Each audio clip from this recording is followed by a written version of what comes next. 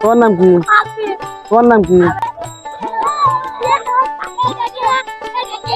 এখন নাম কি?